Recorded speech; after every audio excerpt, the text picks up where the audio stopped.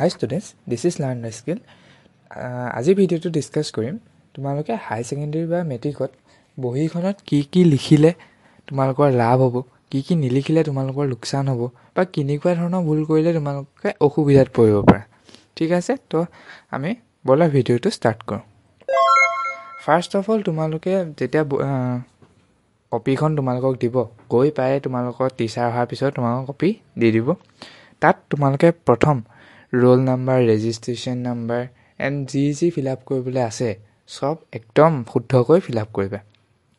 ঠিক আছে, তাৰপিছত তোমালোকৰ 5 মিনিটৰ আগত কুৱেশ্যন পেপাৰ দি দিব।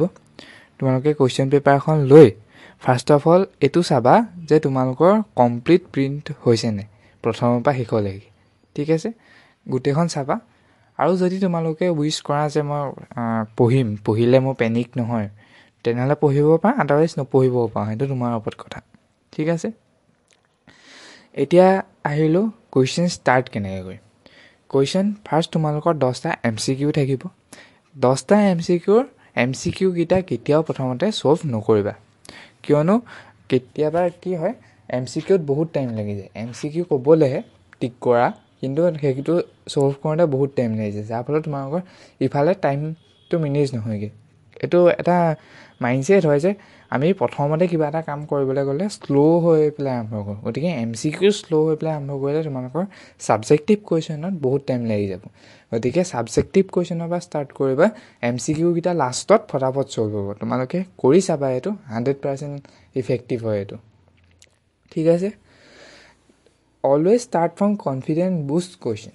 মানে তোমালোকৰ যিটো কুৱেশ্যনত লাগিছে যে মই এইটো কুৱেশ্যন পাৰিমেই, সেইটো কুৱেশ্যনকে ফাৰ্ষ্ট কৰিবা। তোমালোকৰ পেপাৰখনত লিখি দিয়া নাইতো যে তোমালোকে 1 নম্বৰ কুৱেশ্যনটোকে ফাৰ্ষ্ট ছল্ভ কৰিব লাগিব বা 2 নম্বৰটোকে ফাৰ্ষ্ট ছেকেণ্ড ছল্ভ কৰিব লাগিব, তেনেকৈতো কৰা নাই। তোমালোকে যিটোৱে পাৰা গোটেই পেপাৰখনত বোলে মোৰ এইটোৱে পাৰিম যেন লাগিছে, সেইটোকে কৰা।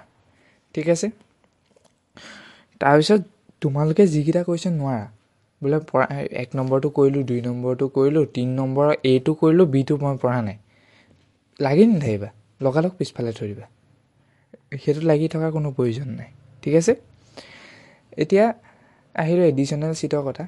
এডিশ্যনেল ছিটখন যেতিয়া তুমি ল'বা, তোমালোকৰ মেইন ছিটখন হাৰ্ডবৰ্ডৰ তলত ক্লিপ মাৰি ধুনীয়াকৈ ভৰাই থৈ দিবা। ঠিক আছে, আৰু এডিশ্যনেল ছিটত লিখিব ষ্টাৰ্ট কৰিবা।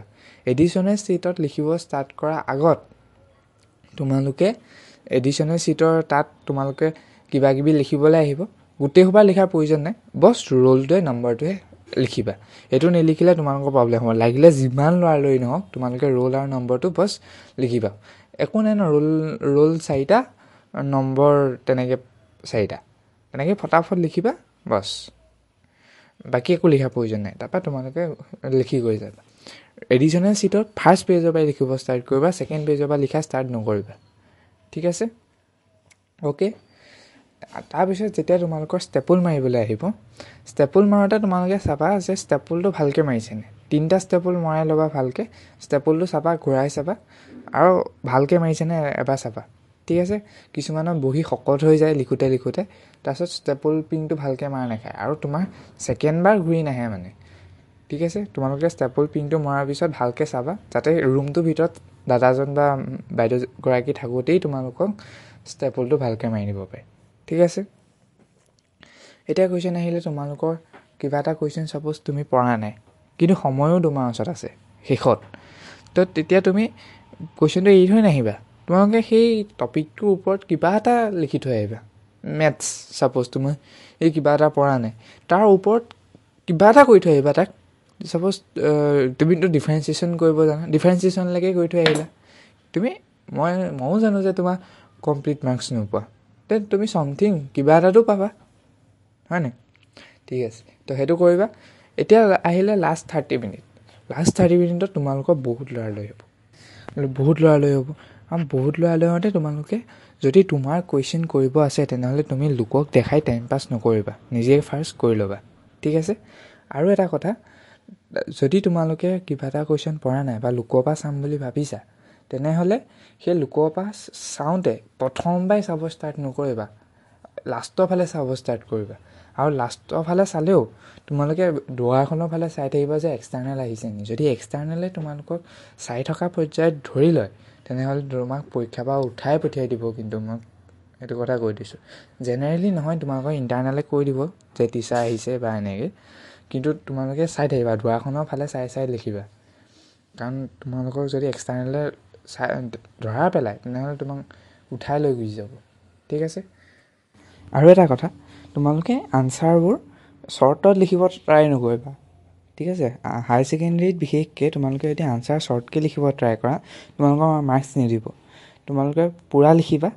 মেথছত বিশেষকৈ আৰু ফিজিক্সত বিশেষকৈ যদি তুমি কিবা ফৰ্মুলা ইউজ কৰিছা, তুমিতো ফৰ্মুলাটো জানাৰ কাৰণেহে ইউজ কৰিছা, কাষত ফৰ্মুলাটো লিখি থৈ আহিবা।